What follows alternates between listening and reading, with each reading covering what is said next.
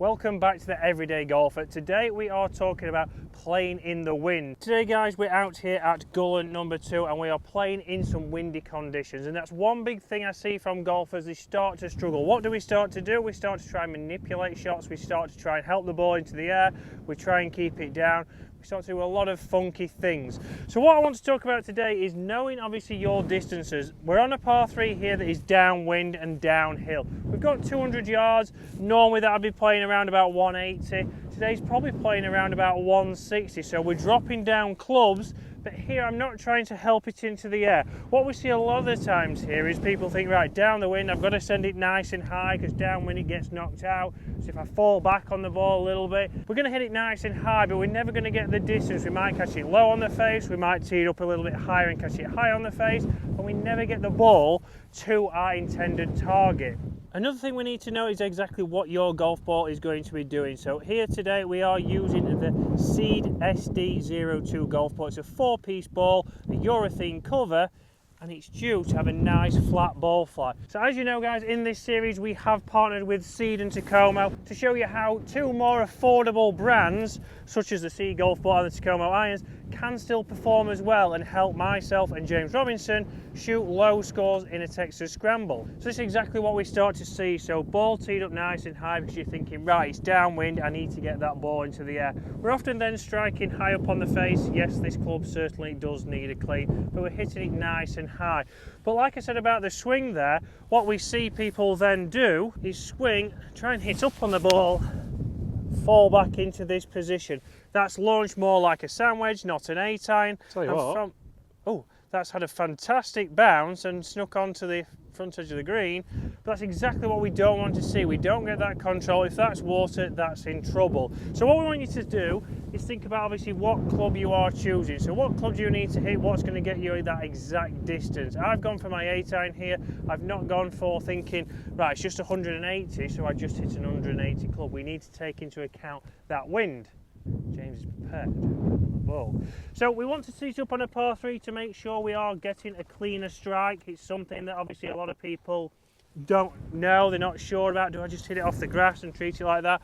But here I want you to treat it exactly like a normal shot. I've teed it up, I'm going to get my ball position correct, and I'm just going to make sure that I get into that finish position, put a normal golf swing on that,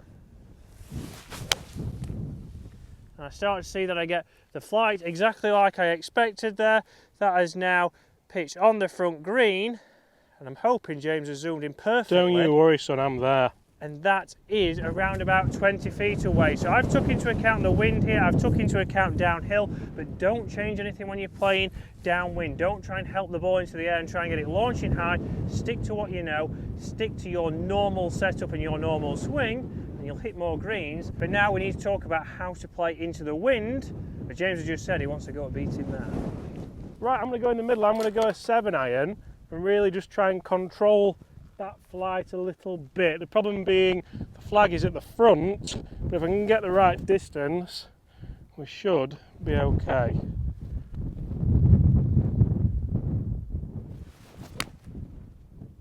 That's a good looking shot, good shape. Oof. Took a Tell you what, go on. Bounce. I think you've just done me.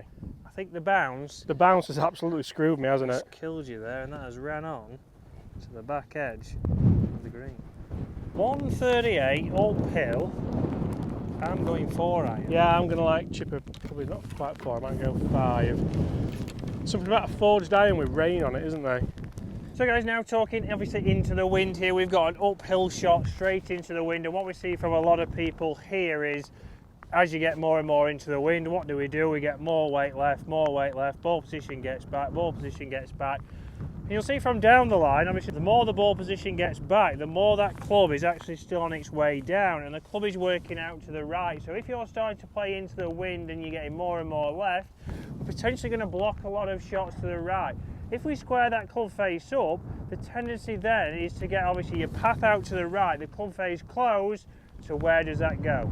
That goes straight left, so we've got a 2-way miss. So we've got to think when we're going ball position in the back of our stance, and we need to open up our feet a little bit. So it's back in the stance, so we're going to get it launching low, but then that neutralises out my start line. We can then just have the club face square, ball position back, but the path will be neutral. If we can get that neutral, I can still have my weight left, but I've opened up my stance accordingly. If I just now make a nice swing, again, we're not trying to hit it any harder because that'll encourage it to spin up. I can get it started on line and nice and low. Oh, what a shot. Just left of the flag, nice and controlled.